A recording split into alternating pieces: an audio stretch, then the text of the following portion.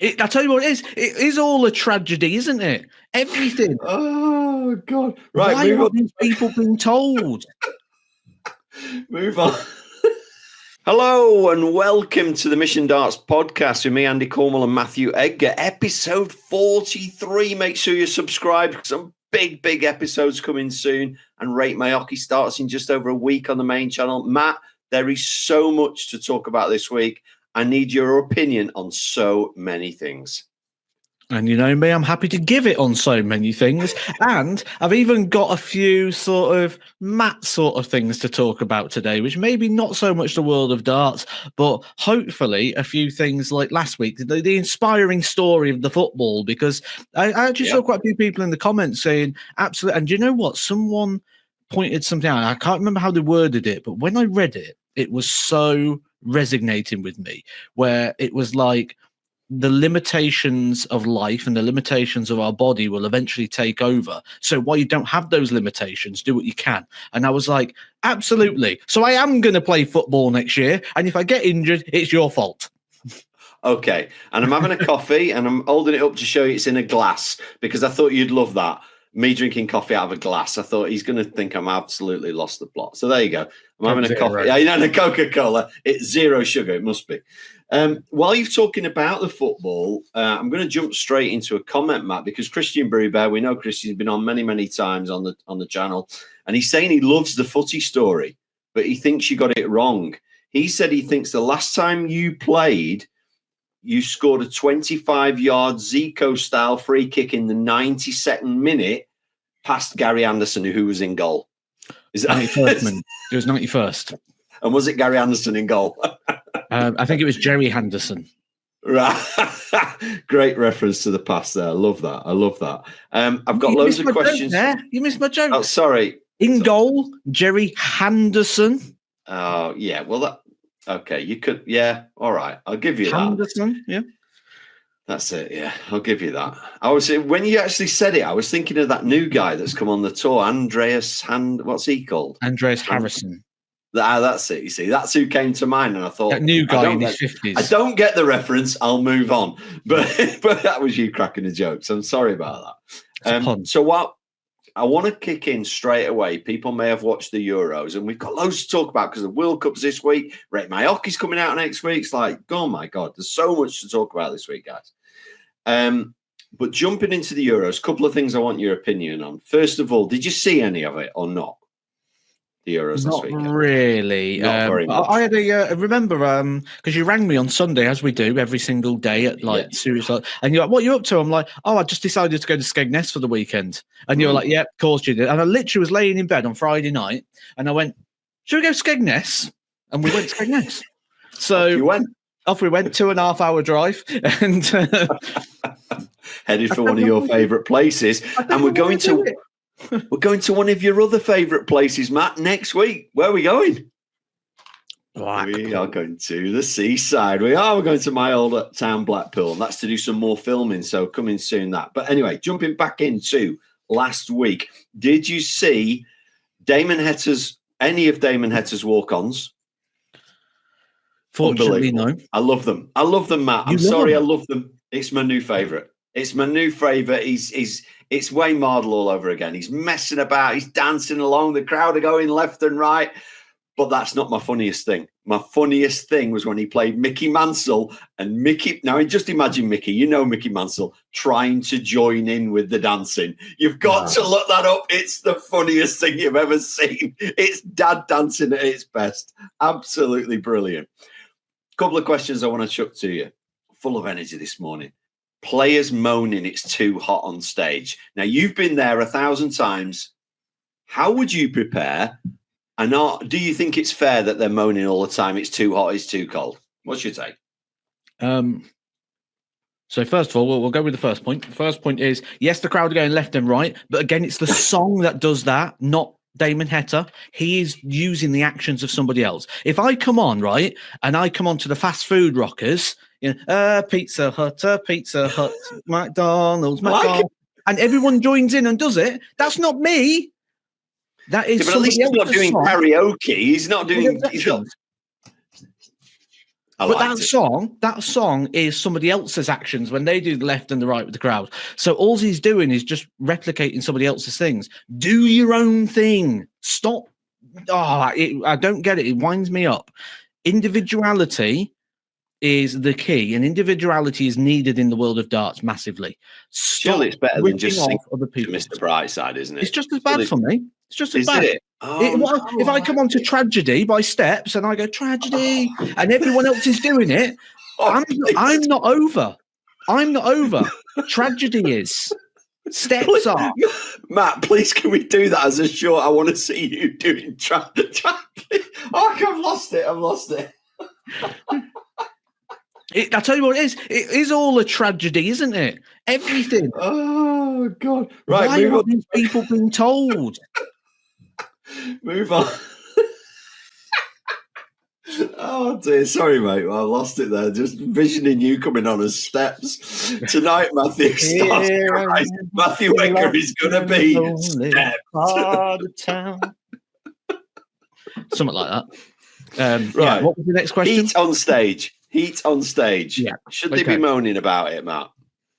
I think the environment should be betterly controlled. And if it is, I mean, but who do you complain to? Who do you complain to? Because we saw an interview this week that Peter Manley, the head of the PDPA, don't want you complaining to him. So who are you supposed to speak to? So then you speak to... Just whining, aren't they? Just whining. The thing I don't get, right, if you've got an issue with something, the first point of call isn't front-facing media. It's not in an interview after a match. Yes, you can reference and go, oh, it's hot up here, because that's interesting, right? So if you're talking about something in regards to it being an additional factor, it's interesting to the viewer because that's not something you can see through a screen. You can't see heat, you can't see smells, you can only see visual. So that's the only sensory you've got. So if something's happening that impacts any of the other sensors, that's interesting to me as a viewer. If they're going, right, I really had to change something there because the heat up here is incredible and I adjusted by doing this, that's interesting to me. But what's not interesting is going, oh, it's too hot, it shouldn't be this way, we should have better conditions. It's like, that's not how things are done. And also, take note, if you haven't seen this interview yet from Glenn Durrant, this is advice in the world of life. And what Glenn Durrant did, he did an interview and he talked about the world rankings. And he said the world rankings is wrong because you can win the world championship today, not win another leg for 2 years, and you go into the world championship with the number 3 seed with the new ranking system.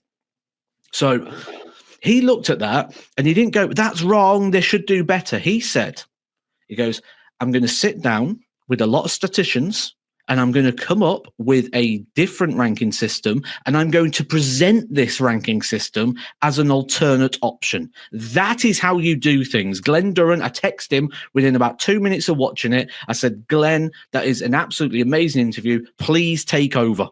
Because that's what we want to see. That's what makes me, as a viewer, as a player, as a pundit, as a as whatever role you want to put me down as, that's what makes me have confidence in Glenn Durrant to apply that. Because even if they don't take it on, he has used his time to come up with a better system and presented it. He hasn't just passed the book and gone, that's rubbish, you sort that out. Oh, we don't like this. He's gone, I don't like it. How about this way? Would this work?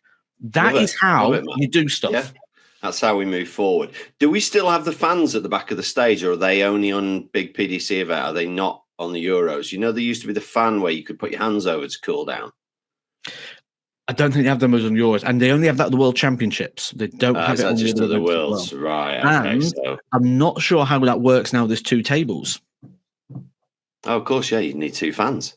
Yeah. Oh, yeah. Never thought of that. Never thought of that. Right. More things to talk about for the Euros before I move on. I've got comments and a topic, all sorts of things. So, Peter Wright, I had to ring you about this. I was this just blew my flipping mind. Now, there'll be lots of Peter Wright fans that listen to the show. There'll be lots of probably some Peter Wright haters that listen to the show. I don't know. But Peter Wright goes 3-0 down in his game. I've forgotten who it is against now. It's irrelevant. If you've watched it, you've watched it. If you haven't, look up last week's Euros. He goes 3-0 down, changes his darts into some long, thin black things I've never seen before, instantly starts playing unbelievable, pulls it back to go 4-3 up, then changing them back. and gets beat. My head was blown. I mean, there's no. I don't even know how you respond to that. What is he doing, Matt? Is it now too? You've talked in the past. He gets bored. That's why he changes his darts all the time. He gets bored. Surely he's not getting bored mid-game. No, I think it's different. Mid-game? What do you think it is? I think it's a lack of confidence. Right. Oh dear. So let's look at this thing right now. So let's look at it in sense of our ownership. Now, you know what it's like when you go down your local pub. Dave's come in with a new set of darts. First thing he does, he's got to tell everybody, I've got new darts. I've got new darts tonight. Everyone, I'm going to go. Just go. Now, the reason he'll do that is because now you don't expect Dave's performance. When Dave plays, this could be a little bit off. We don't know. He's got new darts. We'll give him a little bit of leeway. And then after 2 or 3 weeks, Dave's darts are now Dave's darts. We now expect Dave to play how Dave does. So when that attachment comes from outside and back in inside him, this is now what we expect. He don't like that feeling. So what does he do? He changes darts. And he comes in, got new darts again this week, and we get in that cycle. You know the guy is there every month changing his darts because it takes that attachment away from you, invests in an object. Now, eventually that investment in the object won't be able to be there, comes back to you, you get that feeling back, you change again, you reinvest into the object rather than investing in yourself. So I think this is exactly the same with Peter Wright, because if Peter Wright doesn't play well in the Euro Tour this week, it's all right, I'll go to the next one, I'll use different darts. I didn't play bad, I just used the wrong darts. I got it wrong. And it's easy to have that detachment. Now, people think it's a sign of confidence, but I actually think it's a sign of weakness, to be perfectly honest. And you know, I speak to Peter Wright quite a bit. I like Peter Wright. I think he's got a lot of real strong attributes. I think he's amazing, at like the technical side of things. His mind for darts, his research he's put into sort of aerodynamics of darts. He's got so much, but we've said before, it is better to be stupid in this sport, and I think he's too intelligent. And because of that, I think he looks at, instead of a gross motor skill, it's all fine and super fine motor skills and super fine adjustments and movements and management, that I think he's in a position where he needs to change because any sort of familiarity will make him feel uncomfortable. I think that's a brilliant. I think you put that superbly, actually, Matt. I think the viewers will appreciate that. I'd never thought of it from that angle. There may be a little bit of that. Oh, it's okay, I'll try new ones next week. Yeah, I like that. I really, really like that. Now, you're going to have to debunk something here for me, because you know I pick up on players go. Bunting does it again. 1-2-1, starts on the bull, misses the bull, no outshot. I'm not going to go. I've gone on about it enough now. The one time he went for treble 20, he hit it. For God's sake, learn. But this is the thing that annoys me the most. It was the one thing that I had in my favor, is I knew which ways to go and I knew percentage shots. I've seen something now. I saw it once. I thought, that's weird. Now I've seen about 6 players doing it. I want you to give me the reasons why and whether you think it's a good idea. Players have started going on 56 left for the treble 16. Okay. Yeah. And it's driving me mad. They do it on the 12 as well. I think it's 52. You go treble 12. Yeah. Double 8. Yeah. Do you know what? I don't mind that play, to be honest with you, because sometimes when the task feels easy, how many times we see people miss a big number? And what it does is it gives you a target and a thing to aim into a smaller concentrated area. So that aim small, miss small sort of thing, rather than just throwing, because I mean, throwing in a big 16, you're sort of throwing in the area of, you expect to hit it, can get a bit idle with that. So yeah, I don't mind it too much, to be honest. I did see somebody hit a big 7. They were trying to hit treble 16, they hit a big 7. And of course the commentators then gone, why has he not gone big 16 tops?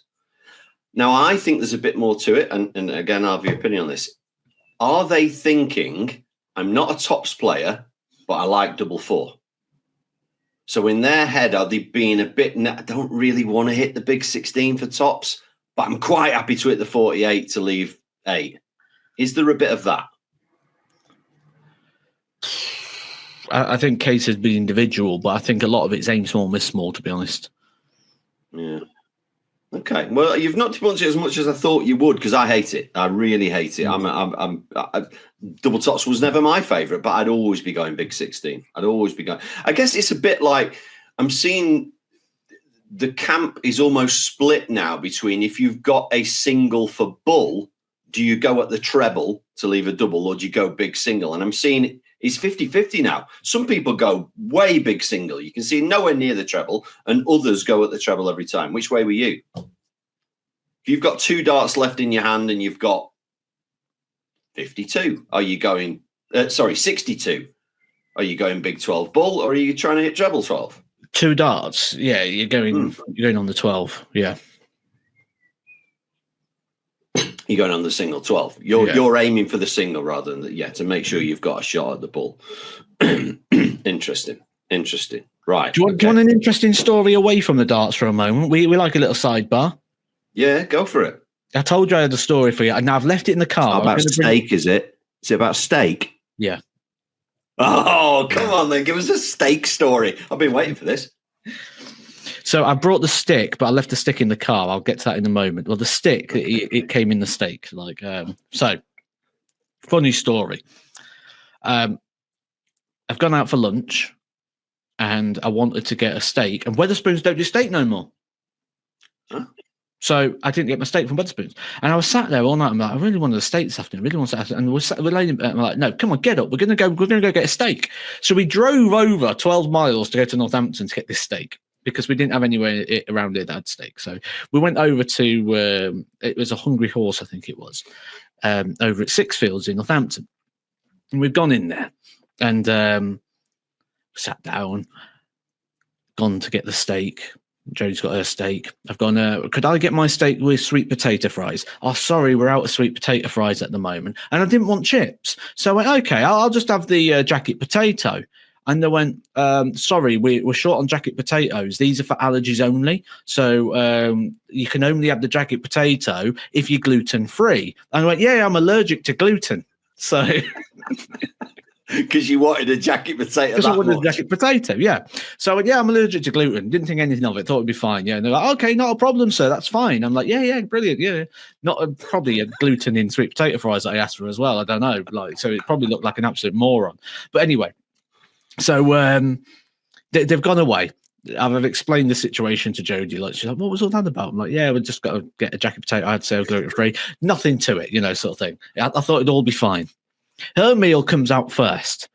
Comes out. She's got the steak, the chips, the onion rings, the pea, all the trimmings. I'm like, lovely, brilliant. Mine comes out, and as he comes out, he sees the stick, and he's like, no, he goes to get Jodie, and he's got the stick, but the stick only says allergy on it. It doesn't say what you're allergic to. And he comes over, and he goes, I've got the steak with the allergy right now. I'm like, yeah, that's mine, yeah. And the thing was, right, when I say the guy was like, do you know, like, I think the only way to describe it is camp, like really camp. So he comes over, right, and he's brought the thing, and he goes, oh, hang on. He's like, you've got the allergy, haven't you? I'm like, yeah, it's fine. Yeah, just I love the steak. And he goes, was it dairy or was it gluten? And I'm thinking, I can't remember what it was now. Can't remember what it said. Like, it was what I'm like, oh, it's one of them. I'll just take the thing. It's one of them. And and he's like really, and he's drawing all this attention, and he's really big, like camp high pitched thing. He goes, oh no! And I'm like, why are we acting this? I just want the steak. Everyone's looking in, and he's like, oh, I can't give you this. I can't. He goes, it's got butter on it. He goes, I don't want you to die. And I'm like, oh my god, just please give me the steak. And Jodie's like, he's fine. Just give him. He's fine. And I'm like, I'm sat here like, it's gluten, mate. He goes, oh, it's fine. He goes, it's butter. He goes, I didn't want to do that. He goes, oh, I'll do it. I'm like, oh, just please. And he puts it down, right? I've got my steak. So I've got steak, jacket potato, and salad. I didn't even get any onion rings. So, yeah, so I was gutted with that. Then, right, I'm that committed to it now because he's made this big pantomime about me being gluten-free that I've now got ketchup. And I'm worried about putting it on. So I'm Googling on my phone, is ketchup gluten-free? Because I didn't want to sit there pouring ketchup all over me dinner. When he'd have come running over. He'd have come running over and took it all away. Yeah, Jodie's got mayonnaise on the table. I'm like, I don't know if I can have that. Right? And then to rub it in even further, she gets out the dessert menu, don't she? And I'm like, we're not having one, we're off. Like, Yeah. I can't sit here after all this. Like, it's drawn so much attention. Also, what it was a jacket potato. And all this attention drawn to us. I just wanted a bit of steak, jacket potato, maybe some onion rings as well. That would have been nice. No, couldn't get that's too easy. That I have to go through the whole show and dance. Oh, brilliant! Unreal. I love it, mate. I love it. Never a week goes by without something interesting like that. Something interesting. I've got some comments to get to because some are quite relevant to what we talked about last week.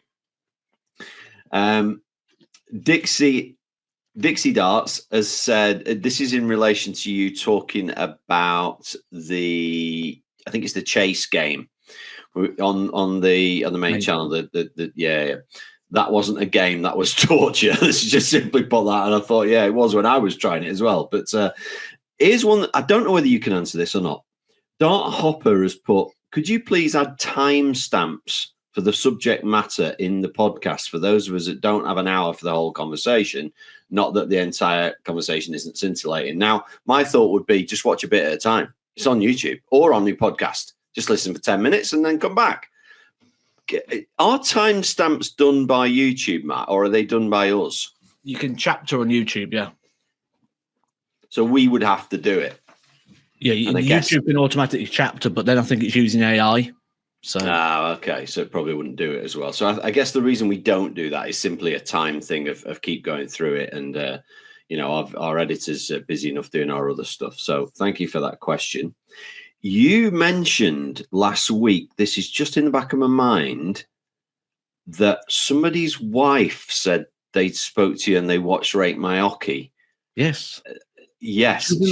She's chatted. She's put on the comments. I am that wife. Hello, the wife. Yeah, Rebecca Reed. She is that wife. Nothing beats Rate My Hockey. You guys are brilliant. So hi, Rebecca. Shout out for you for commenting. I think that's brilliant. Right. Now, I mentioned about somebody dropping their dart on a 9-darter, and we've had two answers here coming from people. The one I was thinking about, which is Amateur Hour Sports has commented, was Nico Springer, who completely drops his dart on the floor, picks it up and hits the 9-darter. I think I mentioned and he's even put a link to it happening. And I think I mentioned Madas Rasma. Now, apparently, Madas Rasma kind of juggled it. I've been looking for the video since. Apparently, he's on the 9 and he kind of, I don't know what he's doing, but he juggles the dart or something and hits it. There's a few people put that. So we'll have to go away and look them up, Matt. Have you seen the 9-darter in Wales, though, against Nick Kenny? Who's that? Right. So there's a local tournament going on. Nick Kenny's playing against this local lad, and he hits a 9-darter, and they've got the security camera footage from the pub of him doing it, and he goes mad. He tries picking up Nick Kenny. He picks up the marker. He takes the light off the wall and smashes that. He literally goes crackers.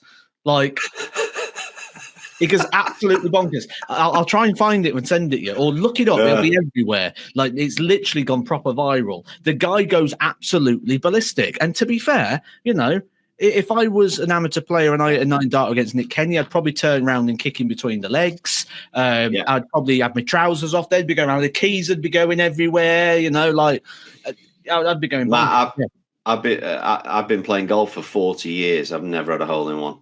Some of my mates have had 5, 6, 7. I've never had one. If I ever hit one, I don't really play golf and I've had a hole in one. It doesn't count a pitch and putt or a mini golf, man. Yeah, it's just a real golf course. Right? No, I'll show you what happened. Right, so I was there like that, like this. Right, I pulled it back like that. I used the hips, so I swung it in like that. Right, and all you've got to do, or the best bit of the technique, if you get it into the clown's mouth, right, it spits it out the other side, and you get a hole in one every time. Yeah, brilliant. I feel sorry for our audio listeners that didn't get to see the demonstration then.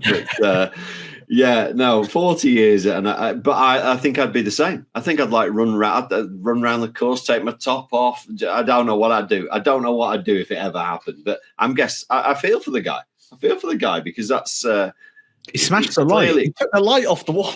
Yeah, I mean that's a bit excessive, isn't it? That's almost a bit like the guitar at the concert, and he's smashing the guitar. But well, fair play to him. He might never do it again. It might. I'd love it if he's like a 40 average man or something. Imagine that. I mean, there's nothing better when I do a fitting and somebody hits their first 180 and the look on their face is like, it's like you've almost given them a grand. You know, they're like, and so to hit a 9 darter, maybe you've been playing for however long and maybe you've not had that many 180s. The feeling would be incredible. I only ever hit one and I was a professional player. So, you know, a couple more comments about you saying about players. We talked about players bursting on the scene, did we? And then disappearing. Oh, yeah. I think you mentioned, didn't you, Benito van der Pas? We've talked about him before. Do you know what happened there? He's a young lad. Do you know what? The thing is, and this is where I'm going to call some people's mentality out a little bit, because people will always look for an excuse to argue against logic. Right. So if you was to say to someone, oh, you need a specific gym plan to train weights and go to play darts at the same time. If you're going to combine those two things, you need to have a proper training plan and you need to follow that or else you're going to have issues. People go, hey, but look at Gerwen Price. Yeah, there's one player in the millions of people that played. All the professional players, name me another one. And they'll look for that one thing to argue against with. And do you know what? When Benito van der Pas was playing, his technique was awful. His darts landing the board was awful. The equipment was wrong. But then people go, yeah, but look at the results he's getting. Yeah, let's see where those results are in a couple of years. And there's players right now who you look at and you go, you're not going to last. And you can see them and you go, you're not going to last. And people go, yeah, but look where they are now. Yeah, where they are now, they've got so far with it. It's not sustainable. And when you start seeing that instability coming in, instability, that's where you start losing confidence. And then when the confidence goes, you've got nothing left. Because at the moment, all you've got is the fact you've sort of bought into the fact it's going all right. Now, we can see this in many people's throws or actions. And this is the thing. People will always look for the things that are different to excuse things. But, I mean, we've said before, Phil Taylor, greatest player of all time, 16-time world champion. Did he do everything right? No. Could he have won more? Yes. Which is scary to think about. And sometimes it doesn't take somebody who's achieved more than what that person has. It takes someone who understands more than that person has. The application of a skill is not the understanding of a skill. The exact same thing you can go into a gym, and I've seen a black belt BJJ learn off a white just because they see something that they haven't seen yet or they know something. It just just what the titles you've got don't make you grade anything. I listen to every bit of feedback because someone could unlock a thought in your mind, or sometimes it's not even the case of them knowing something. You might know it yourself. I mean, there's a lot of times we've had conversations and you've known something, you just haven't had it unlocked in a way that helps you understand it. And then when we have a chat, you're like, oh yeah, that makes perfect sense now. I get it. Or you've been doing something. Sometimes you'll do things and you'll do things right. But if you don't know why you're doing things right, you can't make the next step. And Benito van der Pas was a classic case of he got a lot of things wrong, but had success doing it. So just tried replicating something that was wrong. Would you? And the other one they've mentioned, and I think you might say the same thing. Would you say the same for Jamie Lewis? Because again, another young lad that was a World Championship semi-finalist disappeared. I think there's a lot to say for getting things too quick or overachieving very early, because one thing you can do when you get a big thing, a World Championship semi-finalist, but remember, he didn't even qualify that year. He went through the qualifier and he still got beat in the qualifier. He got in the runners-up qualifier, like the third, fourth place playoff. So it was like he lost 4 times before he got that position. Then he got there and had a great run. And that just goes to show darts is all on the day. But with that, was that an overachievement that then he was expected to live up to that? Then he was put in the World Series. There was, should he be in the Premier League? There was all those sort of things going around regarding him. And there's a lot to live up to. I think there's a lot that could be said for people who have progression in the lines of the likes of Kim Hybrex back in the day, because it was just climb. Yeah. The ones that struggle are the ones that go, boom, I'm here. Yeah. And then we see them go, boom, I'm gone. And I can tell you now, I think there's one of those players. I'm not going to name him. I've named him before. I don't want to call him out again. But there's one of those players who is currently in the top 32. Who's gone, boom, here I am. Who, if we do this podcast in 2 years' time, I reckon we'll be talking about, is he going to keep his card? Yeah, and for me, a lot of that comes down to technique. And, you can get away with it for so long. Funnily enough, the two players that we mentioned there, I'd put Kurt Shepherd in the same. Not good techniques. Any of them, not good techniques. So when things go wrong and you need your technique to fall back on, it ain't there. So now you're in a spiral. And the players with longevity, you look at your back in the days, your John Lowe, who was playing, still plays now. I think he's about 70 odd. Your Phil Taylors, and the players that were around for so long didn't do a lot wrong. Their techniques were they might not have been the best technique you've ever seen, but they didn't do a lot wrong. I'm a big Mike Dedeker fan, one of Mission's players. If you said to me in 2 years' time, God, I didn't see Mike Dedeker losing his card, I'd be like, that's the most unexpected thing I've ever seen in darts, because the technique's great. So when he does go through a bad time, which he will, which everybody did, and people forget, even Phil Taylor did, he's got something to fall back on. And if you haven't got that to fall back on, maybe we're a good comparison. You can not play for 2 months, pick up your darts, a minute later, you've hit 3 180s. I can't do that. I know I can get to that level, but I need 1 week's practice, 2 weeks practice, 3 weeks practice, and then I'm getting towards it. You've got more natural ability, clearly. And so that is, you've got to have some of that to fall back on. And Benito certainly didn't have that to fall back on. Do you know if Mike Dedeker did drop down the rankings? Do you know why it'd be?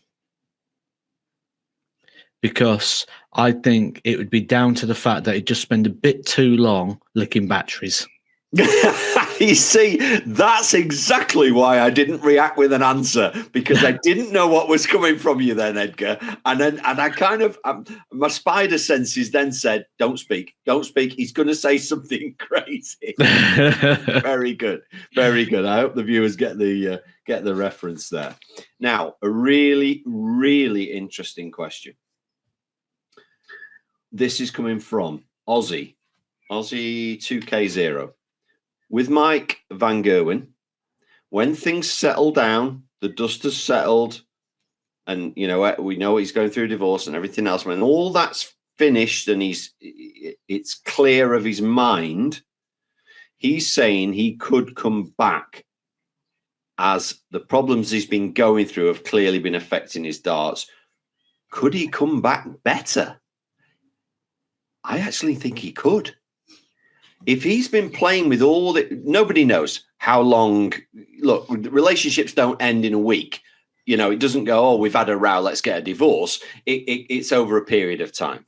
So if he's been playing through this, battling through this for, who knows, a year, 2 years, and let's not be one-sided here. It's a two-way thing. Obviously, his wife will have been going through it as well. And he's still been staying in the top 4 in the world. What can he do if his mind's clear of that? Can he come back and be even better? Is it possible? No. Okay. Explain. I think there's too much gone on. I think there's too much damage. One of the things that's hard to do is recover from something. It's not the same after there's been something happen. Certainly in regards to, trauma stamping. This is divorce is very close to a trauma stamp in regards to it. It will feel like a what do they say when someone passes? Like a period of mourning, isn't it? Bereavement. It's a bereavement. It's the same But the hardest part is it's a bereavement, but you still see that person's there. They're just not that person to you. So yeah, there's a lot of things that I think will struggle with that. We've seen the technique breakdown since the carpal tunnel surgery. I don't think there's the same trust in his throw. He said he can't throw the darts the same way. We've seen him tinker. I think the days of Michael Van Gerwen being a force, I think, are gone now. I really do. Wow. Well, I don't. And I don't. I'm going to give you I'm sure people are sick of my golf analogies by now, but I know that we do have some golfers that listen to the channel. I played my best golf ever last year. And I put it down to the fact I'd split up with my partner 6 months in advance. And I actually because it gave me more time to go and practice. And I had we'd been going through troubles and it was on my mind, and my mind finally got clear of it. I went and practiced more, played really well. I think that could happen to him. I think he's a young enough man to go, quite like the single life, see my kid when I want, and I've got more time to practice, seen a few mates I haven't seen for years, pressure's off me, everyone's expecting me to be bad. So we'll agree to disagree. I think he's going to come back better than ever, and I'm going to tip him for the World Championship.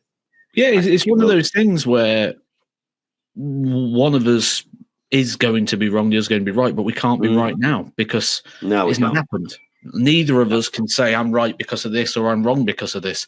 The evidence will be when we sit down in June next year and we review then. It'll be really interesting, actually, won't it? It will be interesting to see. And our viewers, I'm sure someone's going to remind us. They'll message us on like the 30th of May and be like, "Don't forget to review Michael Van Gerwen." Yeah, and please get in the comments. Is Michael Van Gerwen finished, or is he going to come back stronger than ever? See, I think finished is a strong word. I'm not saying he's finished. Okay. I'm just saying that I don't see him ever returning to be a force where he's win multiple titles here. He'll still win. He will still win. He's too good. He's the second best player of all time in the sport. He's too good not to win. But what I don't see him winning regular. I don't see him picking up multiple TV titles. He'll still win a few majors. Of course he will. He's too good. Matt, let's do that question one more time. It's my favourite. Luke Littler's best, Michael Van Gerwen's best, and Phil Taylor's best. Who wins? Have we seen Luke Littler's best? Do we know what that is? Well, let's for what we know, we've seen him do ridiculous things. There was a 140 average set, wasn't it, and stuff like that. Luke, the best you've seen Luke throw, the best you've seen Michael throw, and the best you've seen Taylor throw. Who wins? I think it's an unfair sample on Luke at the moment, so I'll comfortably go Taylor on top. And just because of longevity right now, I'd go Van Gerwen second, Luke third. But that doesn't mean that's going to stay in that order. I think Luke will overtake them, but I think the fact we're only into year 2, really, of his professional career, I think we can't really compare that to the greatest 2 players of all time. I think it's unfair on those two to have someone who's got such a small sample against them. Because let's say, for example, now, it's not going to happen. Let's say Luke lost his form and he doesn't win anything, loses all his matches first round for the rest of this year. People would be like, how are you even having him in the same conversation as those two? So it could turn very quickly, and it won't do, but there's always, until he's had a couple of years, I think you can't really compare him to the two. Yeah, and a couple more world titles. Has Michael got 3? 3. 3, yeah. Yeah, so he needs a couple more titles, really, to be in. Otherwise, if you're Gerwin, Price, Gary Anderson, Peter Wright, you're sat there going, hang on a minute. This young lad's only got 1 world title. What are you talking about him for? Even the likes of John Lowe and Dennis Priestley can go, hang on a minute. He's not even in the same conversation. He played in 2 world championships. Yeah, exactly. Played in 2. Granted, he's won a lot more games than I have. Yeah, his Ali Pali stage record is slightly better. But it's not the point. It's not the point. It's not the point. You can top yourself to any stat. You can twist stats to suit yourself. When it comes to world championships, I'm more experienced across a longer period. I mean, he's played more games, so he's more experienced on the stage. But yeah, we can just have. Did he break? Yes, he had 140 average, but did he break the record to the best checkouts at the World Championship? Exactly. No, he didn't. No, he didn't. Somebody else did since you, but no, he didn't. Yeah, but yeah, I mean, it's not that long ago, Matt. We're both old enough to remember when Michael van Gerwen was at his peak, when he literally was. It was the question: is he going to win every major this year? Yeah, I mean, that was the question. And now here we are down the line, and he's only got 3 world championships. So, you know, people were saying at the time, oh, he's going to beat Taylor. Nobody can keep up with him. He's winning everything. He's going to beat Taylor's record. Well, fast forward 8-9 years, and he's won 3. So he's not going to beat Phil Taylor's record. No chance. And neither is Luke Littler, in my opinion.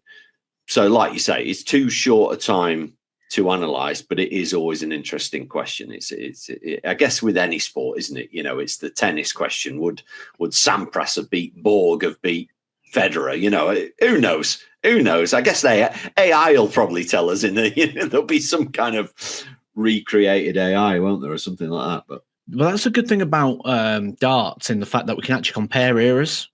Yes, there's variables, the equipment's different, things like that, but we can actually compare a lot better eras across. Like, was Ryan Giggs as good as Jared Bowen? I'm trying to think of like a comparison where nowadays people go, oh, Jared Bowen's brilliant, you know, yeah, he's, you know, but I mean, maybe not the greatest comparison, but you know, how can you compare those two? You can't really. It's hard to. How many goals did they score? Well, it's not fair, because Jared Bowen's a great player, but he plays for West Ham. Ryan Giggs played for Man United in the era of the best Man United team that's probably ever existed. Treble-winning team. You know, there's a reason Andy Cole scored so many goals for Man United, and when he went to Blackburn, did nothing. And everywhere else he went, did nothing. Well, it's easy to score goals when Ryan Giggs and David Beckham are popping balls in at you all the time, isn't it? Yeah. Well, yeah. You got Paul Scholes sat behind you in midfield. You know, it's like, it's not a bad little, you know. You know, and then you look at people like Mitrovic at Fulham, great striker. How's he going to score goals in the Premier League when you've got 10 men behind the ball? You know, so we'll just lump the ball up to Mitrovic and he'll hold it up so we can all get upfield. Right, great, now I'm not scoring goals. Whereas, you know, put him in Man City and you put him up front on his own like they do with Haaland, and you've got Jack Grealish and Phil Foden and De Bruyne popping in. Does Mitrovic become a 30-goal striker? I think he does. So you can't really compare data in that sense, but in darts you can. That's one of the things I think is great about sport. So I don't believe Phil Taylor ever won Sports Personality of the Year. I think he was run up once. Yeah, he got close, like that. You know, and there's probably politics involved in that, let's be honest, because how he could have never won that is mental. Where would you put him? Because you're a big sports fan like me. We both watch different sports, but we both watch a lot of sport.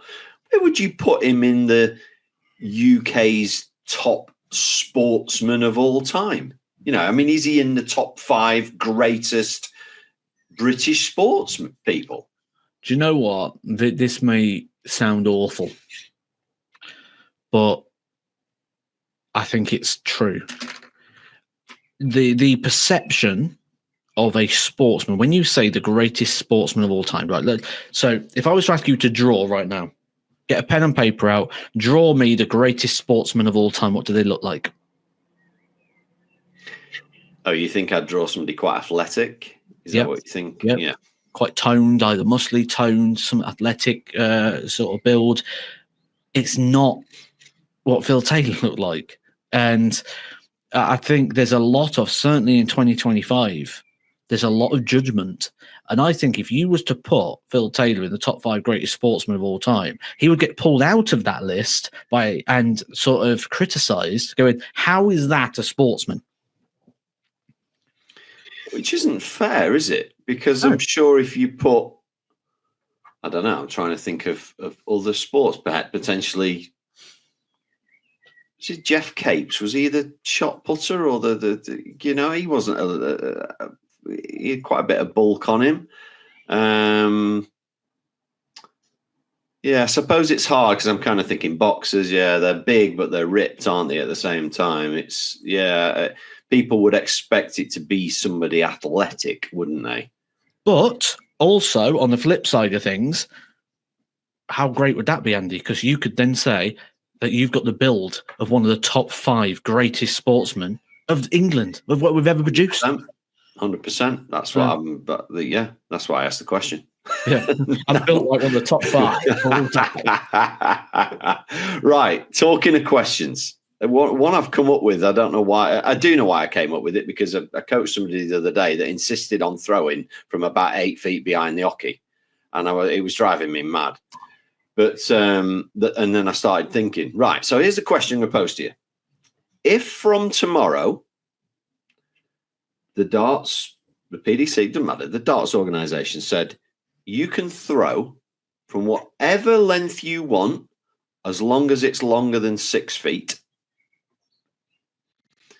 Would we see in the next 2 years somebody throwing from 6 feet beating players throwing from 7-9?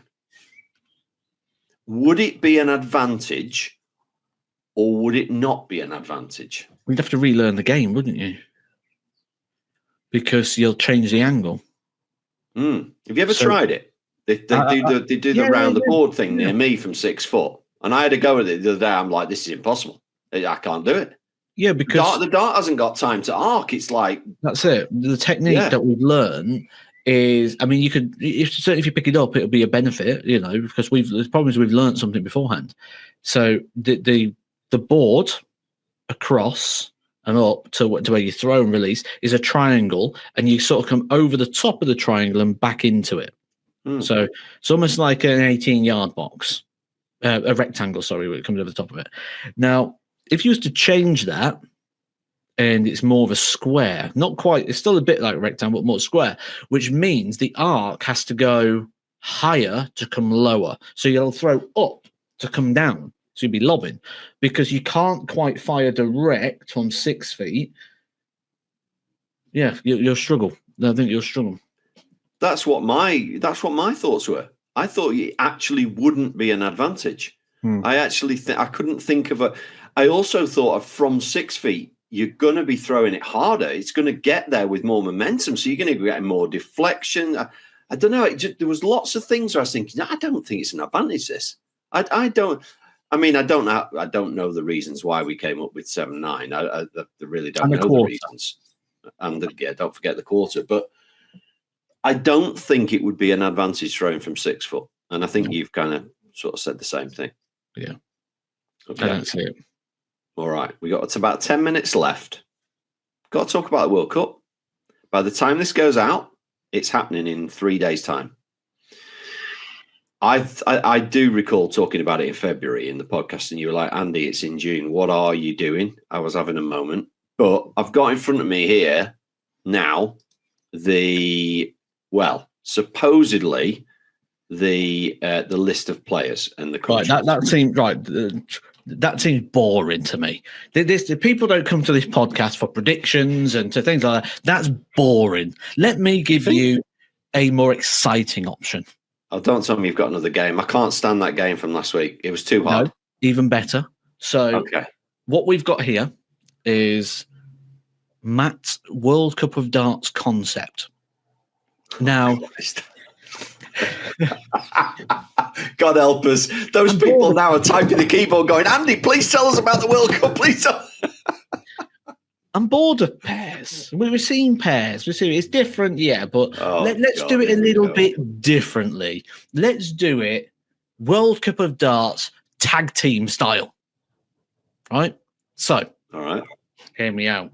This is like my wrestling analogy coming in. Tag team darts. So what you do, both players come on the stage. So Luke Littler and Luke Humphries against Gary Anderson, Peter Wright, right?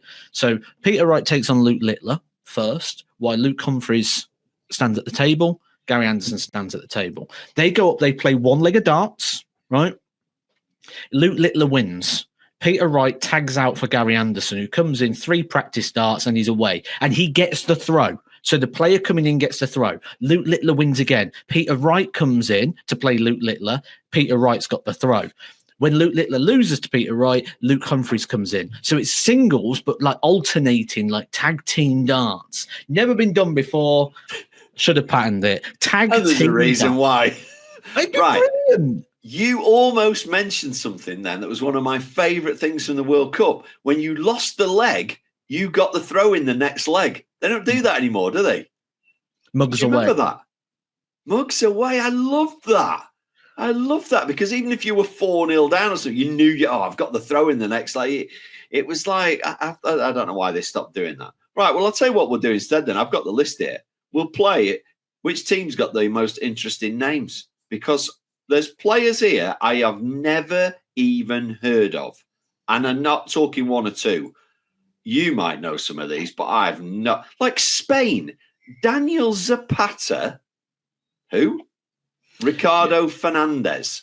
Who? I don't know Ricardo Fernandez. Daniel Zapata's actually, he's not bad. He's not bad. He's decent. Where's Reyes? Is he gone now? Is he? He hasn't been around for ages. Well, no, but neither are these two. So, no idea. No idea. New Zealand. Go on then. Give me a New Zealand player. Because surely it's got to be Rob. What's he called? Ben Robb. Ben Robb. No.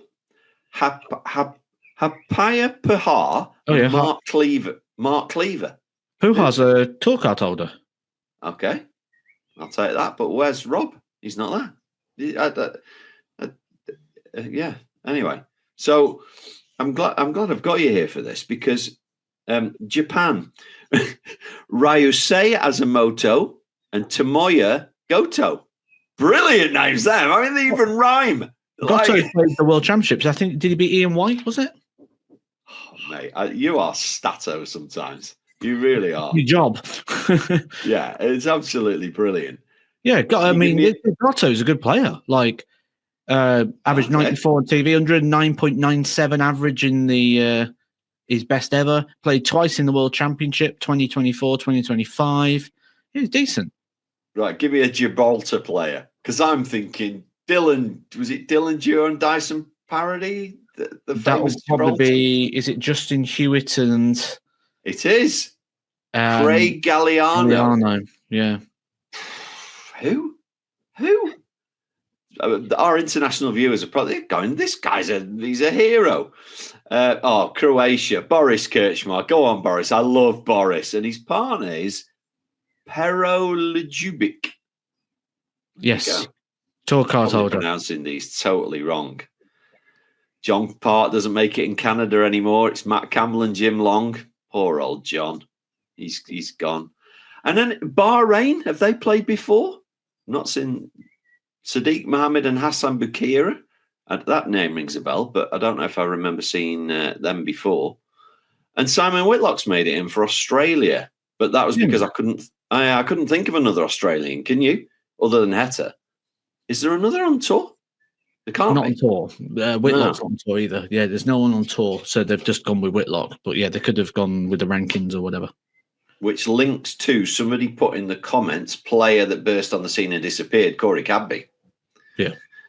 Was that to do with his visa? He couldn't get one or something? Or I think he's been a bit of a naughty boy in the past, hasn't he, Corey? Yeah, I think we'll have that conversation off. Bit of a rum lad, as we'd call him. Bit of a rum lad is Corey. Yeah. He's we'll have that conversation when we stop recording, yeah. Yeah. But yeah, no, my favourite names, these are the two. This is who I'm rooting for. I'm rooting for Lithuania. Who's their number one? Lithuania? Really, with Darius Labanauskas. Darius Labanauskas and his partner, Mindaugas Barauskas. Mindaugas Barauskas and Darius Labanauskas. I can't wait to hear Dan Dawson commentating on them too.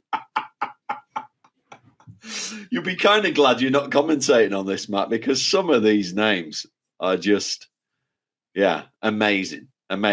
So, okay, if you don't want to talk any more about the World Cup, that's it. Scheduled to say it starts Thursday, June the 12th. So I will look forward to it. It's one of my favourite tournaments. We've done our predictions on previous podcasts. Have you got anything else for me? Anything else non-darts that's been happening in the world, or any games for me this week? I think the only thing I'm going to say now, I'm going to go on record and say I need to stop spending. You've done this to me. You're like, nah, you enjoy it, spend it, and then like I keep having these late night eBay binges, and it needs to stop. Like you've gone mad. Yeah, you've changed from 1p Edgar to 1,000 Edgar, because honestly, you've gone from I don't spend anything, you won't catch me buying anything. Every day I'm getting a text message now, Andy, you won't believe what I've been up on eBay all night again. I spent hundreds of pounds on toys. Yeah, I suppose they're an investment, aren't they? In one way, you can save yourself by saying they're an investment. My question: are they all out on display, Matt, or are they in boxes? Oh, I see. I'd want them out on display. Got too much. Got too much to put on display. There's no space. No. Bigger studio with all your toys out now. No, that's probably not a good idea. Get broken into. Yeah, because you've got. Oh, so there's the question. We'll finish on this today. The house is burning down right now. You've got Jodie out, thankfully, and the kids. They're safe. You can only take one of your toys with you. What are you taking? Oh, God. Do you know what? I think I'd go for my carded Ultimate Warrior figure, the one with the slamming action, the Hasbro figure. And the reason being, it was the first ever wrestling figure I ever got. And I got it, I believe, about 1992 in Rosington Market for about 50 pence. Wow. So, and I've remembered that ever since. I got that the week after I got the Steiner Brothers. I've bought both of those again, carded, because I got my 50 pence pocket money. And then after that, I started collecting stickers, which, by the way, I think we spoke about this before. That's an art that needs to come back into the world. Stickers. I agree. I agree. Just get off your phone and go and buy a packet of stickers.